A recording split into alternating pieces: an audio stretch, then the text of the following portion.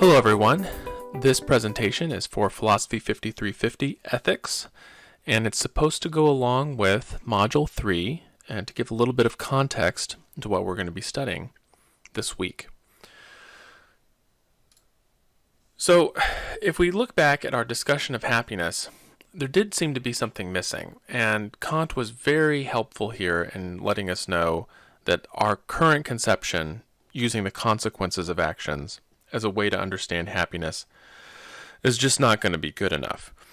The main problem was that very early on, when we were trying to decide what counted as an action that would produce happiness, we wound up with a shortcut of pleasure. And since pleasure, we're always going to be worried that we're really just indulging our selfish pleasures, we had to turn it into pleasure for the greatest number of people. And as a shortcut, that seemed to be helpful, but as Kant showed, it's just not strong enough to support something like morality. So what I'd like to do is go back to this idea of happiness, and at the beginning we were talking a little bit about Aristotle's model for happiness, about this very, very robust sense of feeling fulfilled and complete, and to truly flourish. So let's go back to that model of happiness. And I think what we'll find is that that kind of happiness is really not based on specific actions that you would do, but instead about what kind of person you are. So character, in this case, becomes much more important than just the actions. So instead of thinking of happiness as something that results from actions that produce pleasure, we should think of happiness as something that comes from being the right kind of person, the person who fulfills the human ideal and thus is truly flourishing. So you see this with any other species. Think of plants, for example. It's pretty obvious when you see one that's flourishing versus one that's ailing. So I'm terrible with plants. My garden always dies immediately. But if you take a look at the plants in my garden, the leaves don't look very green or lush. They tend to be kind of brown. The fruit is small and not very delicious. And some of the plants have bug bites all over them. They seem to be just devoured by insects. So I'm just terrible at this kind of thing. But then my neighbor is actually remarkably good at growing flowers in his yard. And you can see that just these incredible, beautiful, colorful blooms. And you can tell at a glance when that plant is flourishing and when it's ailing. And I think the same thing, this is Aristotle's point here, the same thing goes for human beings, that a human being can fulfill an ideal of being human the same way that a plant can fulfill the ideal of being its type of plant, or some other animal can fulfill the ideal of being that kind of animal. So if we were thinking of something like a dog, like what's the ideal of a dog? It needs to be able to run, to be strong, to be intelligent, to have its senses running well, to be loyal, to be ferocious to its enemies and gentle to its friends. For some dogs, to be able to hunt, to be able to herd and other animals. And as we look at at dogs, we can figure out what makes them work well and what things seem to cause them to deteriorate. So we can do the same thing for humans. Like what kind of character makes a human being work really well to be truly flourishing and alive? In the same way that like the plant with the greenest leaves and the most beautiful fruit is like truly alive. Well, how does that work for humans? Well, this is a small list, but it would be things like this. So we would need to develop courage. And courage here is being willing to face danger for a good cause. And it's not that you don't notice the danger and just you don't care about the danger. You care. Of course you would care because your life is on the line. You have a lot to lose. But having the opportunity to do what needs to be done, even in the face of danger, would be something that a courageous person would appreciate, would find valuable. They wouldn't want life to be just easy and safe, but that you would need to take these daring acts, these daring positions in order to do the right thing. Same thing goes with something like generosity.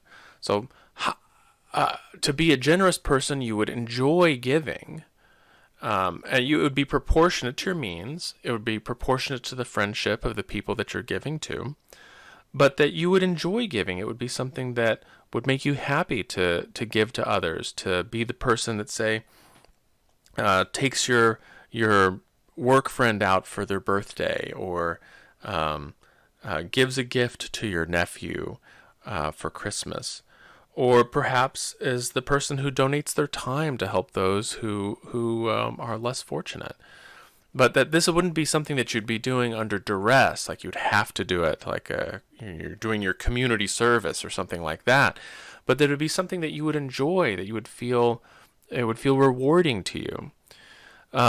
Same thing goes with temperance. So having this moderate enjoyment of physical pleasures, not being controlled by your appetites and desires, it means that you're not constantly fighting against them, or seeing those physical pleasures as something bad in themselves. Enjoying a nice dessert isn't wrong, but what is something to avoid is being controlled by that desire.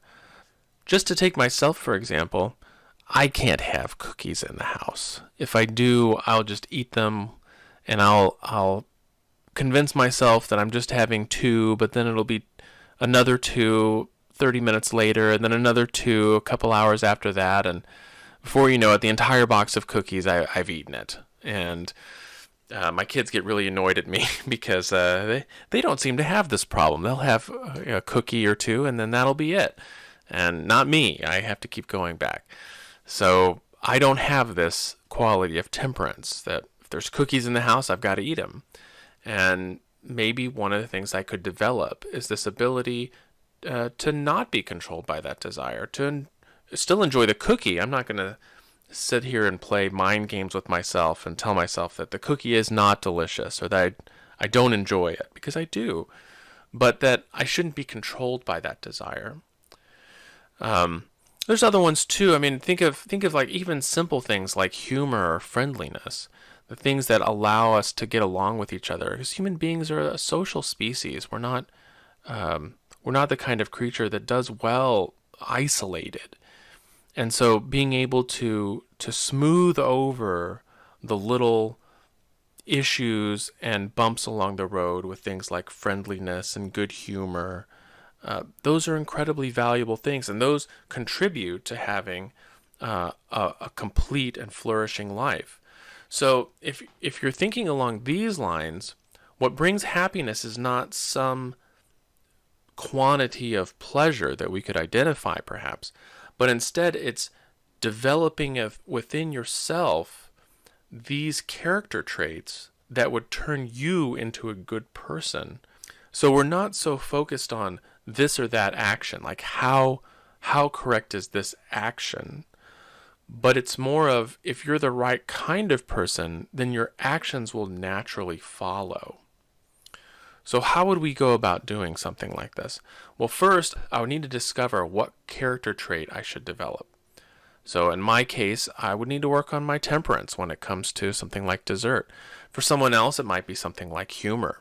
They perhaps are too jovial and constantly try to find ways to make people laugh, even if it's not an appropriate time. Or maybe they go in the opposite extreme and nothing seems funny to them. There's the most grumpy and boring person. So think to yourself, okay, well, I really would want to develop this or that thing. So for me, temperance. Maybe for you, something else. Maybe something like courage, or maybe generosity, or something else that might be on that list.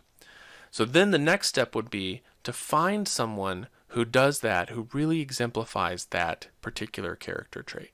So Aristotle would call people like this an exemplar. They're an example for us. They're a living example. And so we would watch a person like that, maybe become in close contact with them. If there's someone, say, at work or part of your family or part of your friend group who exemplifies some of these character traits that you think you would like to develop, well, hang around them more and try to understand, well, what they would do in these different circumstances. When the cookies come by for them because it's some sort of work party, and I watch what they do, and I say, oh, they had one, they let it pass by to the other side. They let it pass without making a comment. I mean, that's kind of interesting. They didn't have to say anything about why they were or weren't taking a cookie at all. They just let it pass, and it didn't seem to bother them. So I thought, oh, okay. How are they doing this? How do they balance themselves? How do they balance themselves against these opposites? So in the case of temperance, something like indulging yourself without regard to your own health or balance, or on the other end, just saying no to everything, never eating a cookie ever again. That's no good either. So trying to find this balance in between these two extremes. So then after you watch it, then the time comes to practice it. You have to create the habit within yourself of this kind of character. So in the case, say, of humor, if you were trying to develop humor, and let's say you didn't have enough humor, well, maybe what you should do is work on telling a joke sometime, or participating in some humor so where you can laugh, or going to a comedy show, or watching a comedy film or television program, so that you can develop within yourself this ability to laugh or this ability to tell the joke. And then you do that often enough, and just like anything else in life that human beings do, as you practice it, it becomes normal and natural, and then becomes a part of your personality. And then once it does become part of your personality, we reach that final step where that habit changes the way you experience life. So if you go from, say, a person who has no feelings of humor to one who can appreciate humor, who can tell a joke, who knows when to laugh, who can laugh at themselves, for example, well, then the whole world seems to be an avenue for humor. That many of the things that we do that might seem too serious, we can now laugh at, and your experiences become new and change because of this new character trait that you've developed. So as we go through this cycle, we become more and more flourishing, complete human beings. We start to become more like the ideal human, and that is what brings us happiness. So in this case, it's not just an action that produces pleasure, and that's kind of it's too simplistic. In this case, it's more like becoming a flourishing human will let us be happy. It will create happiness almost on its own. So Aristotle says in the second book of his famous Nicomachean Ethics, neither by nature then, nor contrary to nature do the virtues arise in us. Rather, we are adapted by nature to receive them, and are made perfect by habit. So we become the kind of person that can become happy by practicing these virtues and letting them take root in ourselves, so that our habits allow us to conform more closely with the ideal human. We're not fighting against our human nature anymore, but instead we're operating in harmony with it. And then as a result, our harmonious life naturally produces happiness within us. So we wouldn't be really concerned or really hung up on trying to find this or that specific thing that, this action is right, but only in these circumstances, and have kind of formula to put together. But instead, say, an honest person would love the truth and love telling the truth. And so if there was ever a point where they had to use deception, they would know when the right moment was. They wouldn't have to run a spreadsheet in their mind. They would just have this intuition because of this habit of telling the truth, that this was the moment that they needed to maybe leave something out because it would harm too many people. So they would find this balancing point within themselves, and then that's what would allow them to achieve happiness and to become a good person. And then that would be the ultimate result of a happiness-based ethic. As usual, I hope this gives some context to the reading and the videos that you've been watching and allows you to have greater insight and clarity into your assignments.